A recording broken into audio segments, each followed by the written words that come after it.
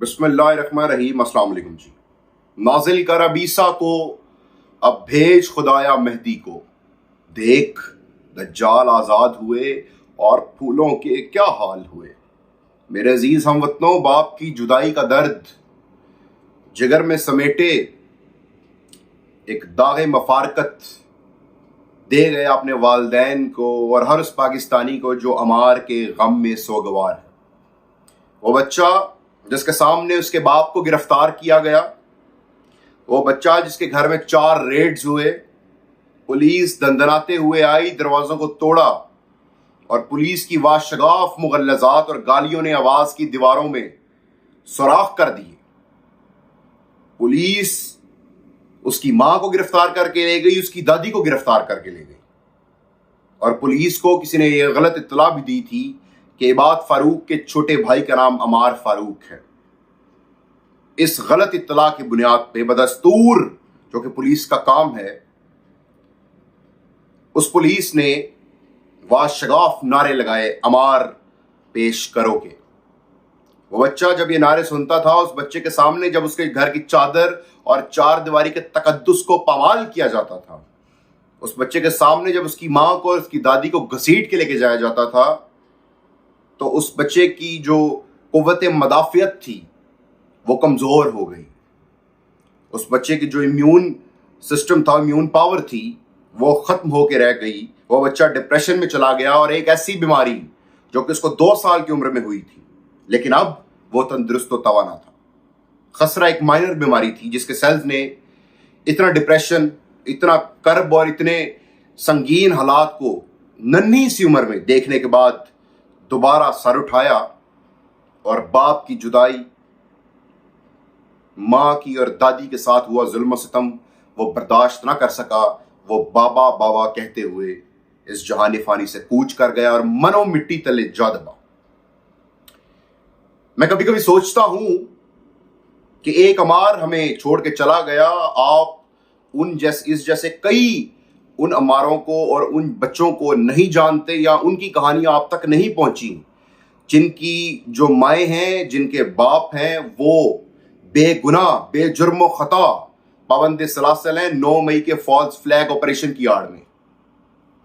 वो बच्चे किस कर्ब से गुजर रहे हैं, किसके घर में क्या क़यामत टूटी, किस पे क्या बीत रही है अपने घर का जो एक सरबराह है, उसकी जुदाई में उस पे कौन सा जुल्म सितम रवा है, ये आप नहीं जानते। जिन वालदैन को, जिन बुजुर्गों को, जिन औरतों को 9 मई के फॉल्स फ्लैग ऑपरेशन की आड़ में पाबंद सलासल रख के उन पर जुल्म सितम किया जा रहा है, उनको बताया जा रहा है कि हम फरौन, यजीद, नमरूद के भी बाप हैं। उनको बताया जा रहा है कि जो हमारी आमरीयत के खिलाफ, जो हमारे तागूती और सेहूनी और साम्राज्य इरादों के खिलाफ खड़ा होगा या खड़ा भी नहीं होगा, सिर्फ आवाज ही बुलंद करेगा, हम उसे गद्दार डिक्लेयर करके ऐसी जगह पे मारेंगे जहां से पानी भी नसीब नहीं होगा। दुश्मन के बच्चों को पढ़ाते पढ़ाते हमने अपने बच्चों को कब्र में उतारना शुरू कर दिया, बजोरे बाजू, बजोरे ताकत, जुल्म सितम की दास्तानें रकम करके। मैं कभी कभी सोचता हूं कि जब सारे पाकिस्तान को गद्दार डिक्लेयर कर दिया जाएगा, जब हर बच्चे को इसी तरह ज़हनी मरीज बना के उसके वालिदैन पर तशद्दुद करने के बाद उसको डिप्रेशन दे के हमारी जो नौजवान नस्ल है उसको इसी तरह खत्म कर दिया जाएगा, तो इस मुल्क में बचेगा कौन? इस मुल्क में रहेगा कौन? यकीनन वही रहेंगे जो ये सब कुछ कर रहे हैं। फिर ये मुल्क या किसी छावनी की शक्ल इख्तियार कर जाएगा या फिर कोई सोसाइटी बन जाएगा। इस मुल्क में कोई भी गरीब और मीडियोकर बंदा और उसकी औलाद मौजूद नहीं होगी, क्योंकि वो कब्रों में होंगे। जो बच जाएंगे वो इस मुल्क को खुदा हाफिज कह के ये मुल्क छोड़ के बाहर चले जाएंगे।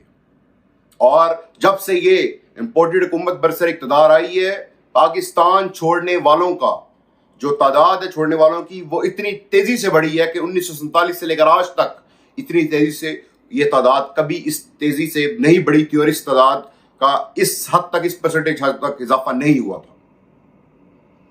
मैं सोचता हूं कि उस अमार को जब दफनाया जा रहा था, तो जो टीवी पे और जो लाइव उस जनाजे को देख रहे थे, जो बच्चों के वालिदैन थे, वो यकीनन यही सोच रहे थे कि आज अगर हमने इस मुल्क से ना निकले, अगर हमने इस मुल्क से जो है वो इस मुल्क को अलविदा ना कहा तो इस समार की जगह कल को हमारा बच्चा भी हो सकता है।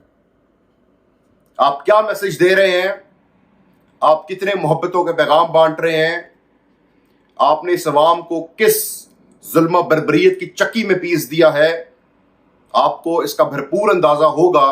लेकिन क्योंकि आप समझते हैं कि आप ज़मीनी खुदा हैं, इसका मतलब ये नहीं कि वो अल्लाह अल हक इन सारी चीज़ों से बावर नहीं, वो तो सब कुछ देख रहा है। वो आपकी रस्सी दराज किए हुए है और देखना चाहता है कि जो माजी में मौजूद थे फ़िरौन और नमरूद, क्या आप उनसे भी 4 गज आगे जाएंगे? वो देखना चाहता है कि क्या आपने उनके वाकयात से कि कैसे अल्लाह पाक ने उनको इबरत का निशान बनाया, कोई सबक सीखा या नहीं? यकीनन आपने नहीं सीखा। यकीनन वो जो माएँ, वो जो मर्द हज़रात पाबंद सलासल हैं, यकीनन उनके बच्चे भी आज डिप्रेशन का शिकार हैं और उनके बच्चों की अमार की तरह की कहानियां हम तक नहीं पहुंच सकी। मैं आपको इतना बताना चाहता हूं कि अगर एक घर में हमला हुआ, जिसे आज अब जिना हाउस कह के हर बंदे को वहां का विजिट करवाते हैं, हर तबका फिक्र से ताल्लुक रखने वाले शख्स को, और वहां कोई गुस्ताखी हो गई जिसका सबूत भी कोई ना मिल सका, बिल वास्ता है बिला वास्ता, जिसकी आड़ में आपने पाकिस्तान तहरीक इंसाफ के हजारों कारकुनान को पाबंद सलासल किया और कैदी नंबर 804 को भी कैदी किए हुए हैं, जो उम्मीद की किरण इस मुल्क में वाहिद, और हम उसके साथ डट के खड़े हैं। मैं आपको बताना चाहता हूं कि अगर तो आपने उसको जिना हाउस की तौहीन गर्दाना, तो जिना इस मुल्क का बानी पाकिस्तान था कायद आज़म मोहम्मद अली जिना। यकीनन आज वो जिंदा होता तो रियासत को बतौर माँ जानते हुए अपने इन बच्चों को माफ कर देता। हाँ, अगर आपने जिना हाउस नहीं माना, नहीं समझा, कुछ और जानते हुए उसकी तौहीन जाना और फिर इनको ये सजा दे रहे हैं जो जुर्म उन्होंने नहीं किए, तो आप मेरा यकीन रखें कि आप हर नए आने वाले दिन के साथ एक्सपोज हो रहे हैं। हम आपसे नहीं डरते। यकीनन हमारे भी वालिदैन हैं, वो भी अपने बच्चों के मुस्तकबिल के लिए फिक्रमंद हैं, लेकिन जो रात कब्र में है वो बाहर नहीं। जो बोलेगा वही महशर के मैदान में बरोज महशर अपने अल्लाह पाक के सामने इस चीज का इकरार करेगा कि या अल्लाह, जब जुल्म और सितम हो रहा था, जब तेरी पैदा की गई मखलूक अपने आप को जमीनी खुदा समझ के बर्बरियत की दास्तानें रकम कर रही थी, तो मेरे इख्तियार में जो था मैंने वो किया। मैं बोला, मैं जुल्म के खिलाफ बोला, मैंने अपने हिस्से की शमा जलाई, और इंशाअल्लाह कैदी नंबर 804 सुरखरू होगा। और जब वो कैद से निकलेगा तो वो हजरत यूसुफ अलैहिस्सलाम की तरह शाह मिस्र जिस तरह बने थे, वो भी इस मुल्क का लीडर बनेगा। लीडर तो वो पहले से ही है, इस मुल्क को लीड करेगा और इसकी अवाम की फलाह बहबूद के लिए काम करेगा। आपने जो सारा कुछ किया, इस अवाम को कई सवालों के जवाब मिल गए। इस अवाम को पता चल गया कि आज कायद आज़म मोहम्मद अली जिना जिंदा होते तो वो भी शायद पाबंद सलासल होते। इस अवाम को यह भी पता चल गया कि उनकी एम्बुलेंस को खराब किसने करवाया, लियाकत अली खान को गोली किसने मरवाई। इस अवाम को हर सवाल का जवाब मिल गया कि फातिमा जिना को रेडियो पाकिस्तान में जब उन्होंने अपने भाई की वफात का जिक्र किया तो उनकी जो आवाज़ थी वो किसने बंद करवाई।